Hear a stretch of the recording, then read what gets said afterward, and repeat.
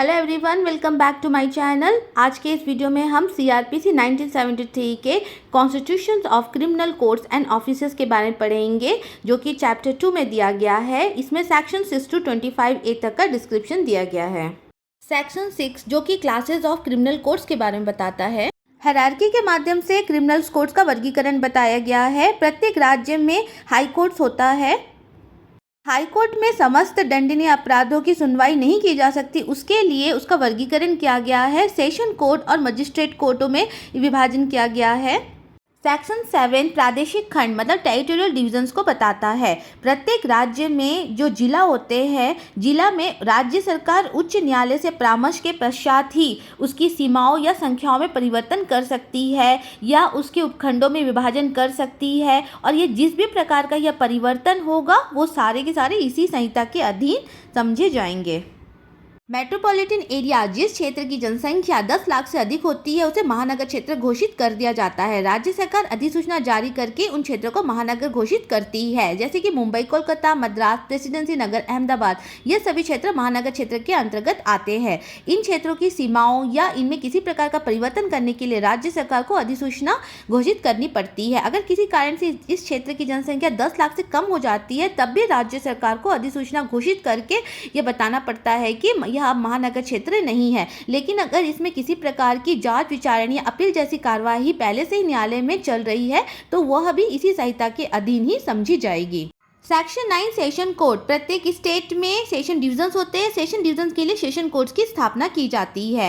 In session courts के जजेस की नियुक्ति हाई कोर्ट्स के द्वारा की जाती है, और साथ ही एडिशनल सेशन जजेस और असिस्टेंट सेशन जज की नियुक्ति भी की जाती है। यदि किसी कारणवश सेशन जज का पद खाली रह जाता है तो हाई कोर्ट जो होता है अर्जेंट में आवेदन करके एडिशनल सेशन जज को उस पद पर पद धारण करवाती है और साथ ही उन्हें सारी शक्तियाँ भी प्रदान करती है। Section 10 subordinate of assistant session जजेस। इसका मतलब जितने भी असिस्टेंट सेशन जजेस होते हैं वह सभी सेशन जजों के अधीनस्थ होते हैं, जिनके न्यायालय में रहकर वो अपनी अधिकारिता का प्रयोग करते हैं। कभी भी सेशन जजेस जो होता है उनके कार्य का वितरण इसी संहिता के संदर्भ में बनाए गए नियम के अकॉर्डिंग ही करेगा। अगर कभी सेशन जज अनुपस्थित रहता है तो उसके बिहाफ में भी असिस्टेंट सेशन जज कार्य करते हैं। Section 11 code of judicial magistrate. प्रत्येक क्षेत्र जो महानगर क्षेत्र नहीं है, प्रत्येक जिले में प्रथम और द्वितीय वर्ग के न्यायिक मजिस्ट्रेटों के जो न्यायालय होते हैं वो राज्य सरकार उच्च न्यायालय से परामर्श के पश्चात अधिसूचना द्वारा निर्दिष्ट कर सकती है। साथ ही राज्य सरकार उच्च न्यायालय से परामर्श के पश्चात यदि किसी विशेष मामले या विशेष वर्ग के मामलों के विचारण के लिए उसे एक विशेष न्यायालय की स्थापना भी वह वहाँ कर सकती है। साथ ही इसके जो अधिकारी होते हैं उसकी नियुक्ति उच्च न्यायालय के द्वारा ही की जाती है।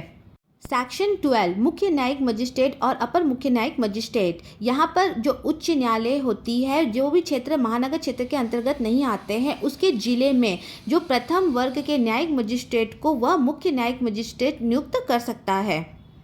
साथ ही उच्च न्यायालय प्रथम वर्ग न्यायिक मजिस्ट्रेट को अपर न्यायिक मजिस्ट्रेट नियुक्त कर सकता है और उसे न्यायिक मजिस्ट्रेट की समस्त शक्तियां भी अपने निर्देशन प्रदान कर सकता है, और चाहे तो हाई कोर्ट कभी भी उसे पद से हटा सकता है, उत्तरदायित्व से मुक्त भी कर सकता है। Section 13 special judicial magistrate. इनकी जरूरत कहाँ पड़ती है? वह क्षेत्र जो महानगर क्षेत्र के अंतर्गत नहीं आता है, किसी विशेष मामलों या विशेष वर्ग के मामलों के संबंध में हो, तब केंद्र सरकार, राज्य सरकार हाई कोर्ट से यह निवेदन करती है कि कोई ऐसा व्यक्ति जो सरकार के अधीन कोई पद धारण करता है, जैसे कि द्वितीय वर्ग के न्यायिक मजिस्ट्रेट, उसे यह शक्ति प्रदान कर सकता है। लेकिन ऐसे किसी व्यक्ति को वह शक्ति ना दी जाए जिसके पास की विधि का कोई भी अनुभव नहीं है। सेक्शन 14 न्यायिक मजिस्ट्रेटों की स्थानीय अधिकारिता। इसके अंतर्गत उस स्थान की सीमाएं वह परिनिश्चित कर सकता है, वह वहां पर बैठकें करवा सकता है। साथ ही प्रत्येक जिला में उसकी जो मान्यता, उसके जो अधिकार रहेंगे वो सर्वत्र रहेगा। Section 15 subordination of judicial magistrate. जितने भी चीफ जुडिशियल मजिस्ट्रेट होंगे वो सब सबऑर्डिनेट होंगे सेशन जजेस के अधीन में, और जितने भी अदर जुडिशियल मजिस्ट्रेट होंगे वह सेशन जजेस के साधारण नियंत्रण में रह के सबऑर्डिनेट करेंगे चीफ जुडिशियल मजिस्ट्रेट को।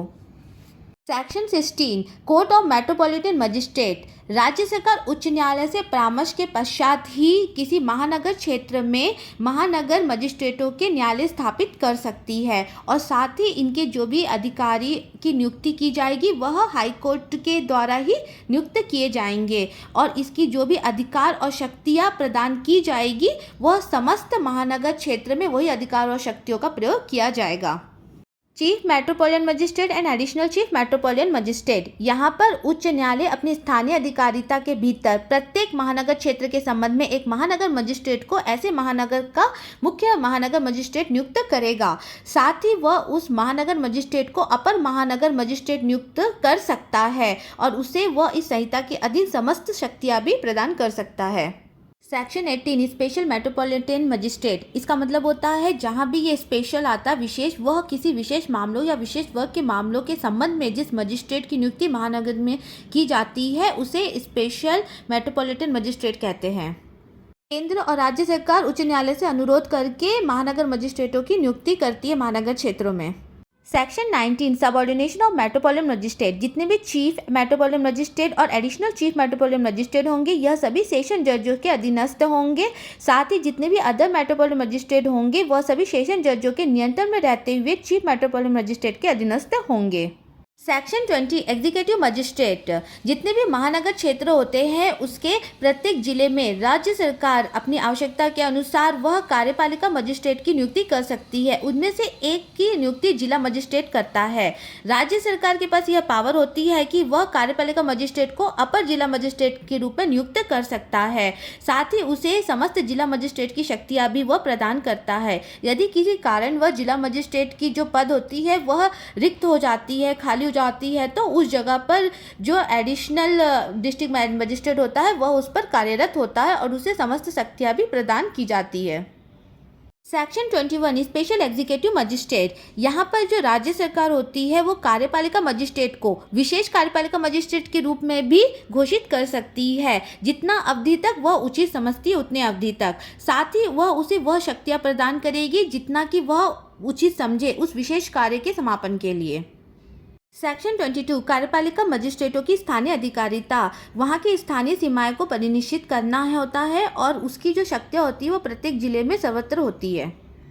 Section 23 subordination of executive magistrate, जितने भी एग्जीक्यूटिव मजिस्ट्रेट एंड और जो एडिशनल डिस्ट्रिक्ट मजिस्ट्रेट है वह सभी अधीनस्थ होंगे डिस्ट्रिक्ट मजिस्ट्रेट के और जितने भी एग्जीक्यूटिव मजिस्ट्रेट है वह सभी डिस्ट्रिक्ट मजिस्ट्रेट के कंट्रोल में रहते हुए वह सभी अधीनस्थ होंगे सब डिविजनल मजिस्ट्रेट के। सेक्शन 24 लोक अभियोजक पब्लिक प्रोसिक्यूटर, यह केंद्र सरकार राज्य सरकार जो होते हैं उच्च न्यायालय के परामर्श के पश्चात ही किसी विशेष मामलों के अभियोजन, अपील और अन्य कार्रवाई के संचालन के लिए एक लोक अभियोजक नियुक्त करती है। एक या उससे अधिक लोक अभियोजक नियुक्त कर सकती है। सेक्शन 25 असिस्टेंट पब्लिक प्रोसिक्यूटर, राज्य सरकार प्रत्येक जिले में मजिस्ट्रेट के न्यायालय में अभियोजक का संचालन करने के लिए एक से अधिक लोक अभियोजक नियुक्त कर सकती है और केंद्र सरकार मजिस्ट्रेट के न्यायालय में किसी मामले या किसी वर्ग के मामले के प्रयोजन के लिए एक से अधिक सहायक लोक अभियोजक नियुक्त कर सकती है। सेक्शन 25 का अभियोजन निर्देशालय, इसकी स्थापना राज्य सरकार द्वारा की जाएगी। इसमें एक अभियोजन निर्देशक और उतने ही अभियोजन उप निर्देशक होंगे। इसकी पात्रता केवल उसी व्यक्ति को होगी जिसने अधिवक्ता के रूप में कम से कम 10 वर्ष तक का व्यवसाय में रहा हो और ऐसी नियुक्ति उच्च न्यायालय के मुख्य न्यायमूर्ति की सहमति से ही की जाएगी। अभियोजन निदेशालय का प्रधान अभियोजन निर्देशक ही होगा और जितने भी अभियोजन उप निर्देशक होंगे वह सब अभियोजन निर्देशक के अधीनस्थ ही होंगे और जितने भी public prosecutor, additional public prosecutor और स्पेशल पब्लिक प्रोसिक्यूटर्स होंगे यह सभी अभियोजक निर्देशक के अधीनस्थ ही होंगे। इस प्रकार आज की वीडियो यही एंड होती है। Thank you.